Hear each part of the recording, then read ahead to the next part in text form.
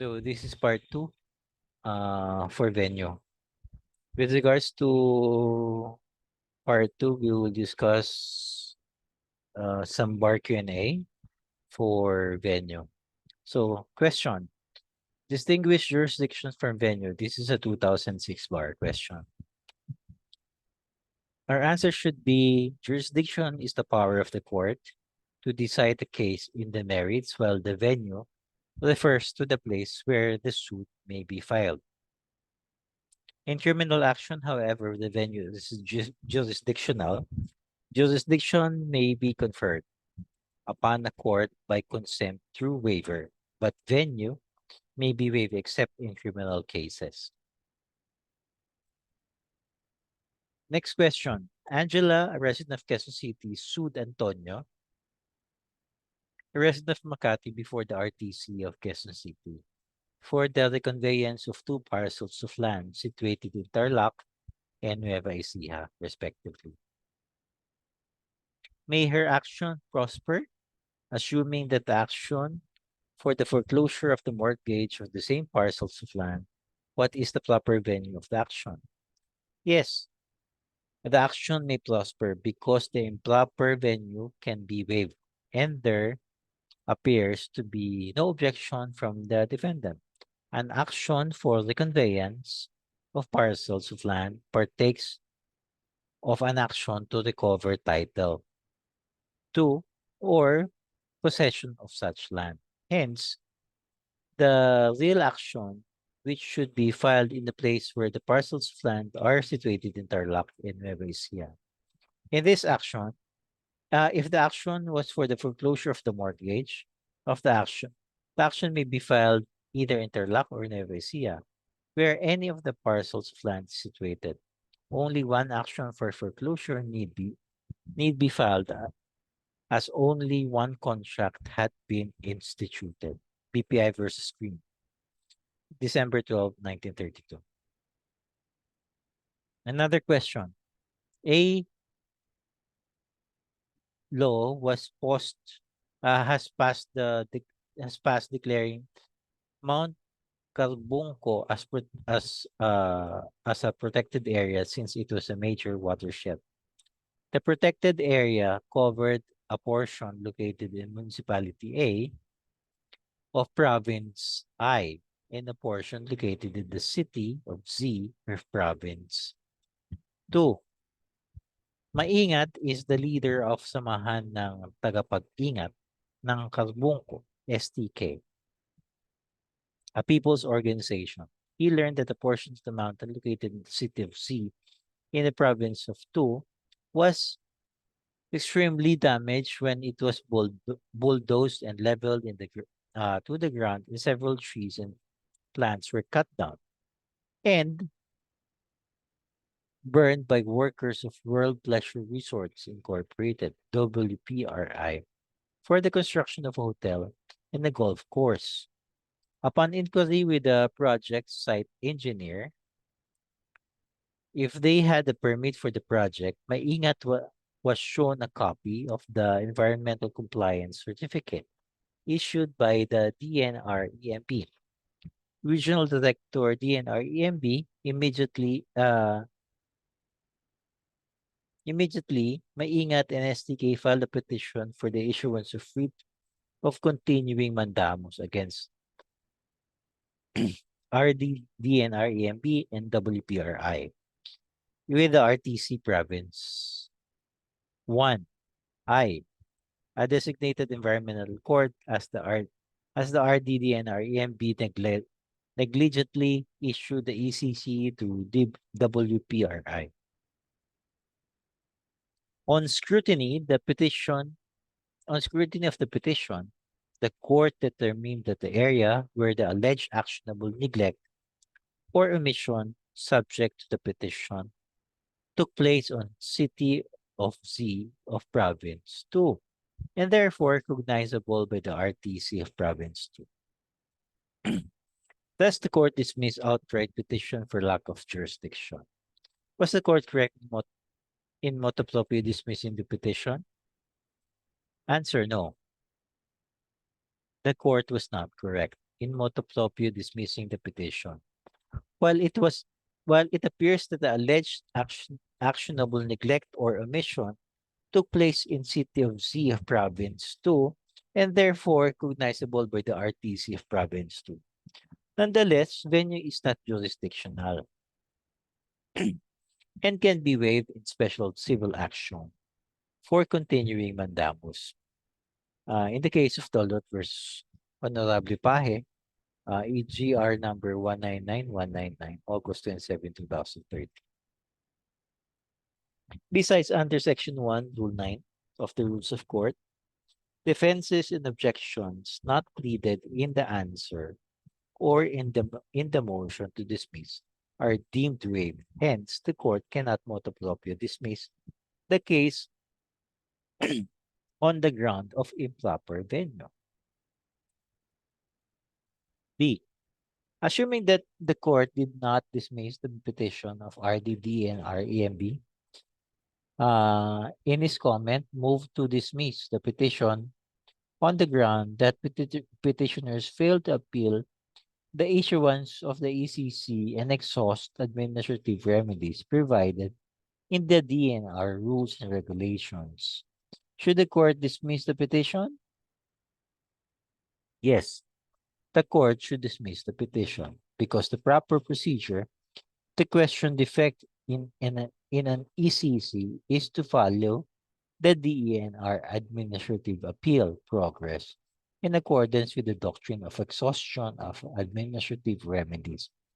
Dolat versus Honorable Pahage, year 1999199. Question.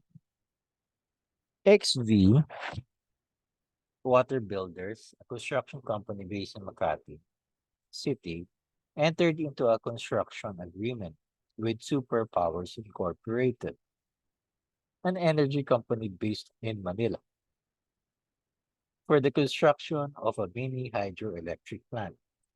What water builders failed to complete the project within the stipulated duration. Superpowers canceled contract.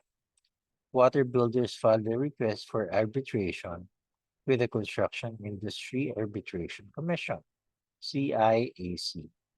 After due proceedings, CIAC rendered judgment in favor of Superpowers Incorporated, ordering water builders to pay the former 10 million, the full amount of the down payment paid, and 2 million by way of liquidated damages. Dissatisfied with the CIAC's judgment, water builders pursuant to special use of court and alternative dispute resolution ADR rules filed with the RTC of Pasay a petition to vacate the arbitral award.